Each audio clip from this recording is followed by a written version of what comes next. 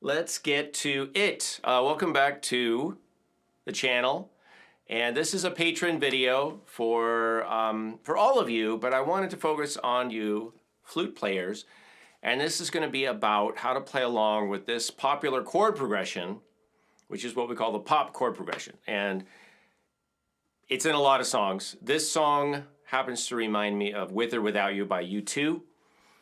And if you're not familiar with that, you can, go listen to it. Hopefully you've heard it. I did a live looping, and I threw some of the words in there. It's not the whole song, but it's part of it. But my goal for this video, this lesson, is to help you, and I apologize for I look distracted. I'm trying to get the levels right here. Is to help you learn how you can play over the chord changes. And I will reference choir cards, the flute choir cards. I'm not going to use them right now because some of you don't have them. So I'm going to do, I'm just going to do it manually. And I'm going to show you the fingerings in the overhead view. Hold on a second. Let me get this in focus. Still getting set up here. Okay, so we'll see the overhead and I'll show you the fingerings, some of the fingerings that I'm doing here, right? So that's good. So first of all, let's go over what the chord progression is. And I realize some of you may not know what we're talking about when we talk about C and A and F and G and the chords and stuff, but I just want you to hear it so you can familiarize yourself with it. So I'm playing this in the key of C. So that's our one chord. Key of C is the one chord, or the C chord. So I'm going to call that 1, right? C. And then we're going to the 5 chord, which is G. So boom, boom. And then we're going to A minor, which is the 6 chord. Do. And then F, which is the 4 chord. Bum. So 1, 5, 6, 4. And you probably now you're thinking, oh yeah, I've heard that, sounds familiar. So it does sound familiar because it's the pop chord progression. It's in a zillion songs. Many, many, many songs use that chord progression. If you'd rather look at the piano keyboard, let me show you on the melodeon. It looks like this. So C, G, A minor, F.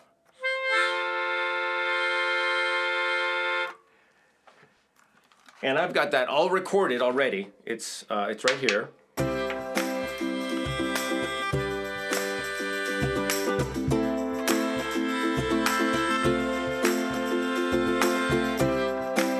Okay, so I'm going to play along with that in a second. What we're going to do right now, and you can get your A flute out, or any flute if you want to just follow along. The A flute will, of course, match.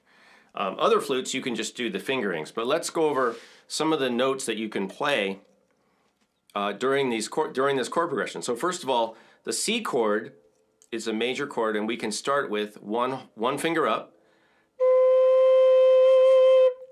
And we can play one finger up, 2 fingers up, and the other finger up. We're, of course, leaving our ring finger down. So we can play any of those notes are going to be our chord tones.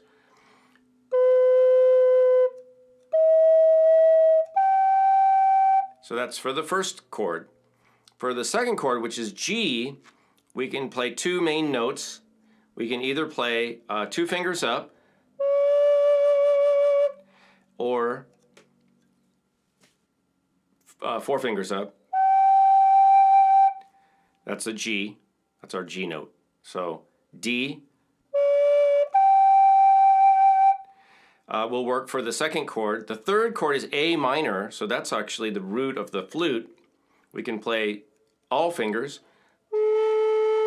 1 finger up, 3 fingers up. And also our top note, all fingers open. So you can do that. You can do those 4 notes or just focus on the bottom hand. And the fourth chord, which is the 4 chord, F, is almost the same. You can do, except instead of playing, which is E, we're going to play F.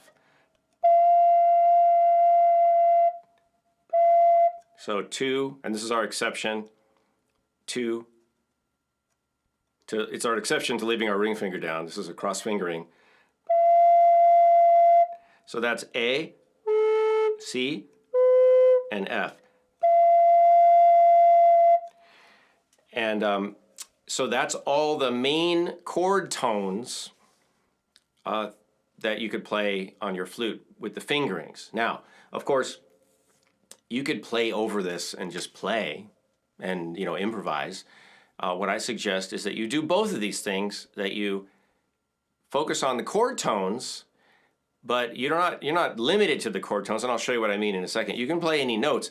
It's just that the chord tones are going to be harmonizing, creating a blending feel, right? They're not going to have tension in them. They're going to be harmonious. Let's call them harmonizing notes.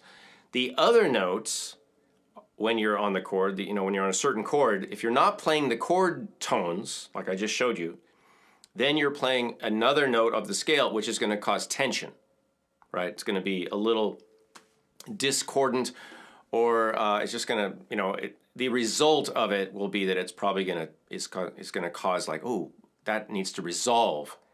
And that's good. There's nothing wrong with that. That's how we create the ebb and flow of music, the tension and release.